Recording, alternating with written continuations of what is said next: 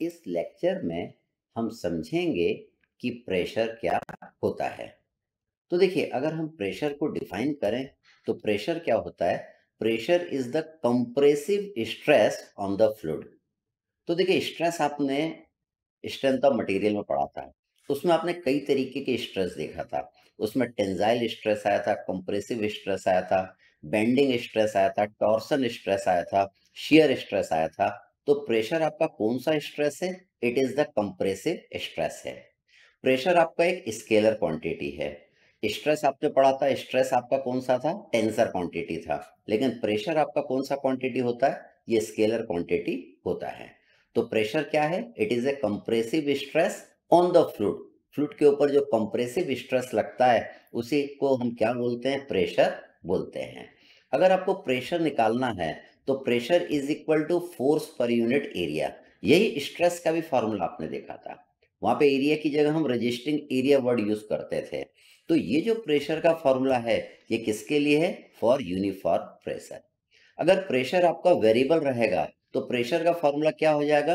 dF upon dA। ये कब use करेंगे? For the variable pressure. तो देखिए, प्रेशर की यूनिट क्या होगी? प्रेशर की हम कई यूनिट का यूज करेंगे। तो यूनिट ऑफ प्रेशर आपकी बार भी रहेगा, आपका न्यूटन पर मीटर स्क्वायर भी रहेगा। देखिए, फोर्स की यूनिट आप जानते हैं, इट इज न्यूटन। एरिया की यूनिट क्या होगी? That is metre square. तो प्रेशर की यूनिट आ गई न्यूटन पर मीटर स्क्वायर। स्ट्रेस की भी यही यूनिट थी। तो प्रेशर क्या होता है? It is a compressive stress. Pressure की और भी यूनिट होती है। और भी क्या यूनिट ले सकते हैं? पास्कल ले सकते हैं। न्यूटन पर मीटर स्क्वायर को हम क्या बोलते हैं? इसको हम पास्कल बोलते हैं।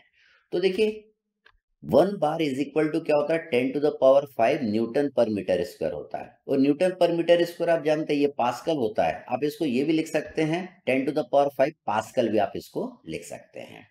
अब हमें मालूम होना चाहिए कि 1 एटमॉस्फेरिक प्रेशर कितना होता है, क्योंकि एटमॉस्फेरिक प्रेशर की जरूरत हमको प्रॉब्लम में पड़ती है।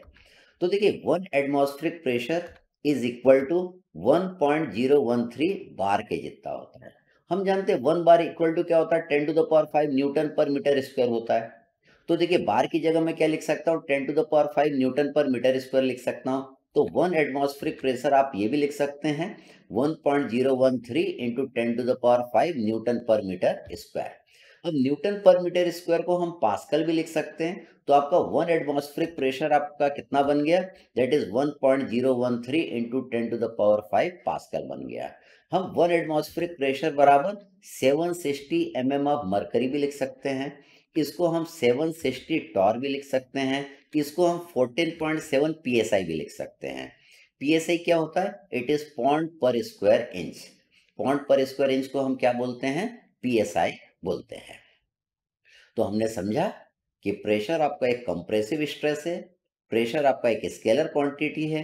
प्रेशर क्या होता है? फोर्स पर यूनिट एरिया होता है। प्रेशर की आपने कई यूनिट देखी और आपने देखा 1 एटमॉस्फेरिक प्रेशर को हम क्या क्या लिख सकते हैं। तो देखिए, एटमॉस्फेयर कैसे? ये एटमॉस्फेयर है। यहाँ पे मान लीजिए एक आदमी यहाँ पे खड़ा हुआ है, ठीक है। तो ये कहाँ पे खड़ा है? मान लीजिए ये सी लेवल पे खड़ा हुआ है। तो इसके ऊपर मैक्सिमम एटमॉस्फेरिक प्रेशर आपका लगेगा। इसके ऊपर मैक्सिमम एटमॉस्फेरिक प्रेशर लगेगा। देखिए, इतना एटमॉस्फेरिक प्रेशर लगेगा। यहाँ पे देखिए, जो एटमॉस्फेयर के जो मॉलिक्यूल हैं उनकी डेंसिटी बहुत ज्यादा है। तो यहाँ पे मैक्सिमम एटमॉस्फेरिक प्रेशर मिलेगा। और यहाँ पे देखिए, बॉइलिंग पॉइंट कितना रहता है सी लेवल पे? 100 डिग्री सेंटीग्रेड। अगर ये आदमी थोड़ा सा एटमॉस्फेयर में ऊपर जाएगा, मान लीजिए एटमॉस्फेयर में यहाँ पे ऊपर अपना ये आदमी यहाँ पे आ गया है, ठीक है। तो यहाँ पे एटमॉस्फेरिक प्रेशर उसके ऊपर कम हो जाएगा, क्योंकि यहाँ पे देखिए कम मॉलिक्यूल बचे हैं। एटमॉस्फेयर के एयर के कम बचे हैं और उनकी डेंसिटी भी क्या हो गई? कम हो गई। तो यहाँ पे जैसे जैसे हम ऊपर जाते हैं एटमॉस्फेरिक प्रेशर आपका कम होते जाता है। अब एटमॉस्फेरिक प्रेशर कम होगा तो बॉइलिंग पॉइंट पे क्या फर्क पड़ेगा? आपका बॉइलिंग पॉइंट भी कम हो जाएगा। हम 150 मीटर ऊपर जाते हैं तो वाटर का जो बॉइलिंग पॉइंट है वो 0.5 डिग्री सेंटीग्रेड क्या हो जाता है? कम हो जाता है। हम अगर और ऊपर जाएं एटमॉस्फेयर में, अगर कोई आदमी यहाँ पे आ गया तो यहाँ पे देखिए एटमॉस्फेरिक प्रेशर हमको मिनिमम मिल रहा है। यहाँ पे देखिए एयर के मॉलिक्यूल ना के बराबर है, मतलब एटमॉस्फेरिक प्रेशर आपको मिनिमम मिलेगा। तो मान लीजिए अगर आप 2400 मीटर ऊपर चले गए तो वाटर का बॉइलिंग पॉइंट कितना हो जाएगा? 92 डिग्री सेंटीग्रेड हो जाएगा। तो सी लेवल पे पानी कितने पे बॉईल हो रहा है? 100 डिग्री सेंटीग्रेड पे, और वही आप 2400 मीटर ऊपर जाएंगे तो बॉइलिंग पॉइंट कितना हो जाएगा? 92 डिग्री सेंटीग्रेड हो जाएगा। तो देखिए, एज एलिवेशन इंक्रीजेस, जैसे जैसे आपका एलिवेशन इंक्रीज हो रहा है, एटमॉस्फेरिक प्रेशर क्या होता है? Decreases, because air is less dense at higher altitude. Because the atmospheric pressure is lower, the vapour pressure of the liquid needs to be lower to reach the boiling point. Atmospheric pressure आपका कम है, atmospheric pressure ऊपर क्या है? कम है, इसलिए the vapour pressure of the liquid को कम होना ही पड़ेगा to reach the boiling point. तो जैसे जैसे आप ऊपर जाते जाएंगे, बॉइलिंग पॉइंट आपका क्या होते जाएगा? कम होता जाएगा।